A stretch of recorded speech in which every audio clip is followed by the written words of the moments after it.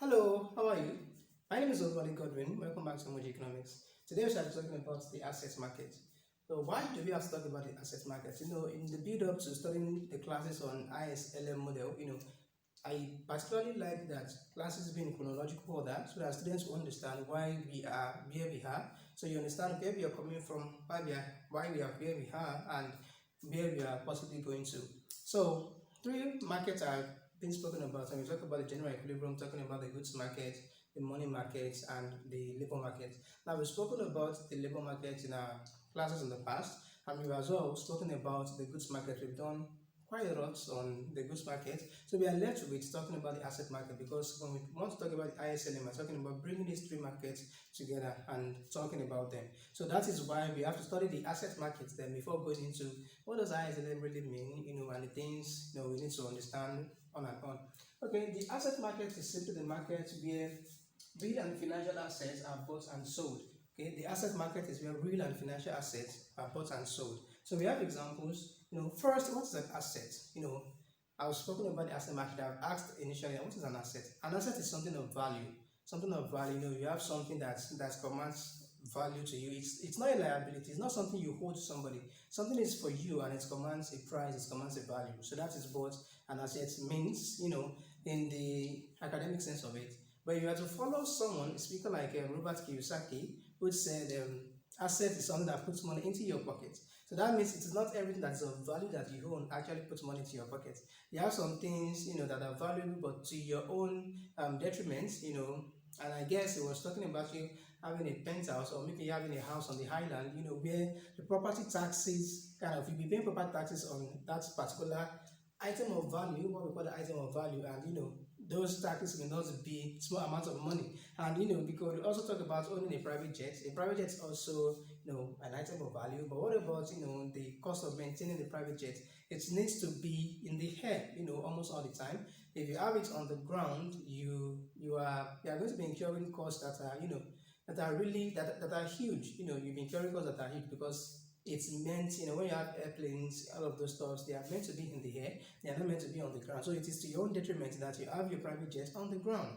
So that was what Kiyosaki was just trying to talk about. Anyway, in the academic sense of it, as I said initially, an asset is an item of value. So whether it puts money to your pocket or it takes money, just understand it that it's something, that's an item of value. Now, assets are divided into financial assets and real assets. So the financial assets are the ones, when you say financial assets, in terms of money, kind of, not a real assets, not in terms of money, but this is what they mean. Financial assets consists of money, stock of shares, bonds, just money, stock of shares, and bonds, and then maybe with other assets that are coming up these days. And we have other assets, Bitcoin, I think it's one of them. Then we have the real estate, which is part of the real assets. We have the real estate, talking about the land you have, the houses you own, and so on and so forth. And then we also have the durable consumer goods, durable consumer goods. So when you talk about durable goods, these are goods that you use over time. So there are times when you use a good, and you want to sell it. You are done using it. You have a car that you've used for 2 years, and you can still sell it, and so those are durable. So a car is a durable consumer good. Now you have a house that you are living in, is providing shelter to you. Of course, you are paying property taxes in economies that are developed, in underdeveloped economies, or economies that are not, they are not so developed. You can just keep building houses everywhere, and you won't be paying any dime in property taxes. But in economies that work, you pay property taxes, you gain shelter, and there is a possibility that you might even be able to sell that house if you want to at one point in time or the other. So that's a house is a durable consumer good. We are talking about no. A house is not a durable consumer good. A house is under real estate, so a car is a durable consumer good. A laptop, your phone, those used stuffs, you've used them a little bit and then you want to sell them off. Those are durable consumer goods. Sorry, a house is not here. A house is here. A house is houses are put under investments. Okay. Now we have, why do people own assets? So people own assets because of the characteristics of assets. Okay, people own assets because of the character. So people can own assets. There are 4 basic reasons why people own assets, which are the 4 basic characteristics of assets. So people could own assets based on the combination of these 4 things, or as the case may be, anyhow. So first, we talk about the expected return, which is cool. If you decide to hold an asset, okay. Before even talking about this, are you kind of surprised that money is an asset and money is not the only asset? So money is not the only. Although we talk about money a lot, we talk about money, and the reason why we talk about money is simply this: money is said to be very instrumental in determination of output and unemployment.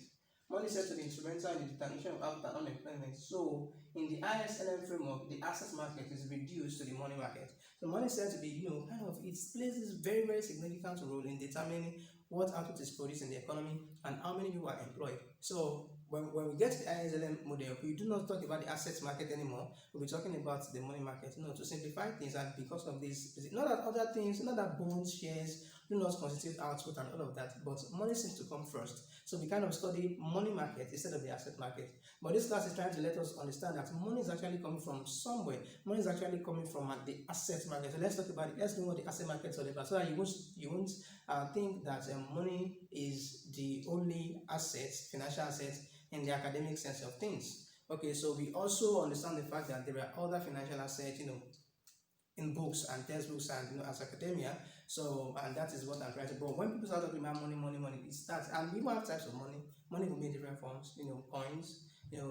Commodity money. You have paper money is one that is popular, and so on and so forth. So back to what we have here. So why do people own assets? First is the expected return. Now, expected return is talking about what you are going to gain, the gain on that asset after an amount of time.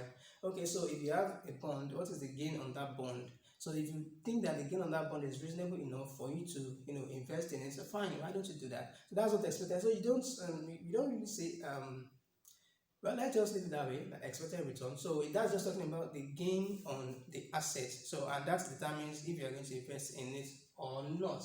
Okay, so if you're going to invest in, let me say, shares of a particular company, which represents the ownership. Okay, we have that here. Shares are ownership in a company, which represents ownership in a company. If you want to hold it, so why would you hold shares of maybe Guinness and not hold the shares of let me say Bonvita? Why would so all of those things too, because of the expected return, you kind of check the return. So which one is more profitable? This says I will get this amount of money in addition to my principal, and this is I'll get. So which one is better? Let me take this. No, let me not take this. And sometimes it's not just based on expected return. There might also be other things that you have to consider. So number two is risk. Risk is where actual return is profitable, and that is better than the expected return. So when we are talking about risk, we are talking about to what extent is the investment going to be zero if the investment isn't profitable. To what extent is your investment? To what extent is the investment going to be unprofitable? It's going to be worthless. To what extent is your investment going to be worthless if that investment doesn't work? So in that sense, if I should try to invest in shares, what if this company does not? What if this company goes out of business? What if something falls out of business? Would I be able to get my money back, at least the principal? I'm not talking about the interest. So if you have a situation where if the investment doesn't work, to get your principal in the list is difficult or impossible. We say that investment is very risky. But if the investment should work, that simply means that when it works, you not only get your principal and your profit. In fact, your reward, your expected return, your actual return in this case is going to be in multiples of your expected return. Now, let's talk about an internet startup company that if it works, you understand that the shares you have there is going to triple in prices, quadruple in price, in value. I mean, and they might be maybe going to 8 to 10 times their initial worth when you invested in them. Okay, so that business is actually the reward is so great. But what if this company does not succeed? So if this company does not succeed, you see every investment you've done in it is gone down the drain. So that's what when we talk about risk, we are talking about to what extent will you get your money back. So if it is certain that you are going to get your money back, well, that simply means that the investment is not risky. And a lot of us are not. A lot of us are risk averse. We don't want to risk. Of course, the money didn't come easily, so it doesn't just have to go down the drain like that. I would rather prefer a 5% interest on my money or on my investment, and that is certain, than like a 20 to 50% return on my investment that is not certain, because if it doesn't work, all of my money is gone, and this money is hard earned, so at least I want to get my money back. So a lot of people are that way. So we we are low risk people, or moderate risk people. You don't really find those high risk people around us, and even if you have them around, we kind of consider them unreasonable. But when they hit it, when they make it and the money starts coming, the reward starts coming, of course, we know how we feel about it. All right.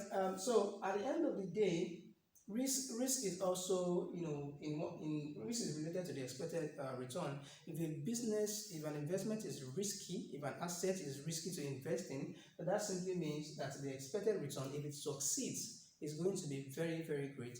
And if you have, returns that are not high, 3% on treasury bills, 5%, and that simply means that investment is not risky. You are definitely going to get your money back. So the expected return is kind of low. Okay, so that is that about that. What about liquidity? Liquidity is just talking about how readily could you convert your assets into cash. That is, how readily could your assets be used to buy goods and services. So money is said to be the most liquid asset. Of course, money is what is generally acceptable. Can I just come to you and say I will sell my bond to you to get maybe a car or something? No, that's not very, you can't compare that with money. So I bring my money, of course, I collect the money and I give you the car, I buy the car. So money is very liquid. I can just, you can quickly withdraw your money from, from the bank. If you've invested in the bank, just withdraw your money and go into the goods market to buy whatever it is that you want to buy. And if you are an investor, you could just enter into the factor market to get the factors of production that you need, to set your business running. So liquidity is just talking about how quickly an asset can be used to buy goods and services. So some assets are liquid, some assets are moderately liquid. You could transfer them to somebody, and they could be transferred to cash, in a short while with some cost on your side, talking about the broker's cost and and some commissions here and there. But at least it will take the delay won't be much in converting that to cash, and taking your money to the goods market to buy whatever it is that you want to buy. So e.g. shares, you can transfer your shares to someone, after some time, sell it off. After some time, you get some money. But there are things that you can, the assets you can't do that. Some assets are illiquid. Okay, they are not readily transferred, they are not readily converted into cash. Now, the first one is the time to maturity. This is simply the time it takes for your assets, or for your assets to mature. And so, the time it takes for you to be able to get your capital at least, and your interest. So the time it takes for you to get your principal in the list, and then your interest.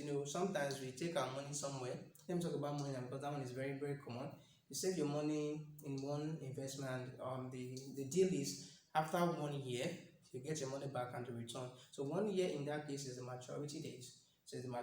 So that is what we are talking about here. So all of these things are things that people consider before holding an investment. They're actually the features of assets. So you consider all of these things, or some of these things, before holding an asset. So you have some assets, their time to maturity is long, some their time to maturity is not. So in that case, time to maturity is also related to the return, because if the time to maturity is long, you are investing in something and the investment is telling you, if you can put this, if you can invest in this asset, if you can own this asset for like 5 years, this is the expected return. So the return there is going to be greater than if you were to hold an asset for like maybe three months, 1 year or 2 years. So that's what we're talking. So generally speaking, assets that take longer period of time to mature do command high expected returns. And the reason is basically simple. That means you are parting away with your money. Of course, you use the money to acquire the asset. You are parting away with your money for a long period of time. The money that could have converted into affording other things, maybe to enjoy yourself, and inflationary pressures are more of kind of certain. So you have to be really compensated for that money that you are passing away with, in order to own that assets for that period of time. So because if you don't do that, and inflation, of course, the return you are getting at the end of the day, plus the principal that you invested in acquiring the assets, the purchasing power of that may be lower than what your money could have afforded you this in the current period. So all of that, put into consideration, with other factors, enables is the reason why you have high expected returns relatively compared with assets that command low maturity dates, or low time to maturity. All right, so that's that about the reasons why people own assets. So then I have types of assets, just trying to itemize them based on what we have here. So you have money. Money is actually very liquid. Of course, money is the most liquid asset. So you can easily take it into any place to buy or to buy something with low expected return. It has a low expected return. Now, what are bonds? Bonds are financial or fixed income securities that promises to pay a bondholder a fixed amount on a specified date. Okay, a fixed amount on a specific. So if I sell bonds to you, you are more or less borrowing me money. So that's what I really see bond as. I sell a bond of certain amount to you. So that simply means you are more or less borrowing me money, and I promise to pay you back that money in your interest on a particular date. So that is what bonds is all about. And governments have bonds, and when you're talking about the open market operation, governments have bonds which they can just it depends on what they are looking at in the economy. If they decide to sell these bonds out, as if you pay the government, it kind of is like you are lending money to the government, but then government is taking money out of the economy anyway. It's reducing money supply, so and then we call that falls under open market operation. So it's not the government that sells the bonds, the bond itself, but the central bank or the Federal Reserve Bank does that on behalf of the government. So the government does that, since that simply means that you are lending your money out to the government directly, and the government pays you back your money and your interest on a specified date. Now when government, it is certain that government is going to is really certain that government is going to repay the money, or government is going to honor the bonds. It's the government now. They have money. They don't have money, maybe they go and borrow or print money anyway.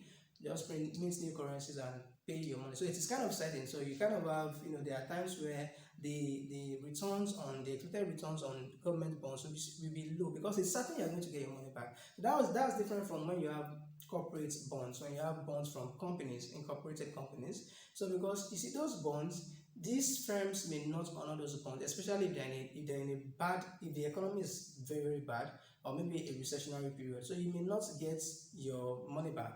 You may not get your money back, not to talk of even the interest. So that is kind of a riskier investment for you to make. So a corporate bond is actually a riskier asset for you to hold than a government bond. So it is normal for a corporate bond to pay you more in terms of expected returns than what government bonds is typically going to pay you. And the time to maturity of a bond is between 90 days to 30 years, depends. Then is it risky? I've said it. Corporate bonds is riskier when you compare it with government bonds. And the expected return, of course, and liquidity bond, nope. So then we have number 3, shares. Shares are ownership in a company. So owners are rewarded with dividend. So the reward on shares is dividend, not just dividend. So we have dividend plus what I could call a net capital gain. But then, so that's when we broaden that. So that's dividend plus, you open the bracket, capital gains minus capital loss. This is simply because the stocks of companies, their values fluctuate every now and then. So if at the end of the day the value of the stock has risen, that the price of the stock has risen, so you as a shareholder, you get some reward from the fact that it has risen, which we call the capital gain. And if the value of the stock has decreased over time, over the period where the investment was made in that asset, we have a capital loss. So all of that, so you have a dividend that you're going to be paid, plus a capital gain minus a capital loss. So whatever it is that you hold, that's that about that. So they are risky. Shares are risky. Shares are risky. They are pretty much risky to hold. You may get your money, and you may not get your money. So it depends. What about number 4? We have real estate. I didn't include it here. So we have real estate. Real estate is talking about land, houses, and all of those things. The expected return on them, the return on, basically because have I seen a land that reduced in value? No, over time, the value of land increases. The value of house, maybe, but let's assume that the value of house will increase. So the return on that kind of investment is actually reasonable. It's actually reasonable. It's actually high, reasonable. Then are they risky to hold? Are they risky to hold? Well, there's a likelihood that you are going to sell them. Just that it might take a lot of time to get them sold. Okay, before you are able to sell a piece of land, or you are able to sell it, it may take you days to years to find a buyer. So are they risky? Maybe just fill in the gap yourself. Now number 3, under liquidity, they are not liquid at all. They are not liquid. How quickly can you convert your land into money? How quickly can you convert your house into into money. So when it's going to take you a lot of, when you don't know when you are actually going to find a buyer, to buy it at the price that you are willing to sell it. So they are not liquid, they are illiquid assets. Now, time to maturity, they don't have time to maturity. They don't, it depends on when someone comes to say, okay, I want to buy it and all of that. They don't have time to maturity. So the same thing goes for durable goods. Durable goods like your used phones, your used computers, your used car. They've provided services to you initially that you've enjoyed, and then you're like, okay, let me just dispose of it. They're assets, the items of value. Let me just dispose of them. Your refrigerator, all of those things, as long as they are reasonably kept. Some people really know how to use things. They can use things for 2 years. They can use some assets for 2 years, and it's still the assets will be in a very good shape. You would think that was still when you think that it's probably a new asset, and there are people who don't know how to use things.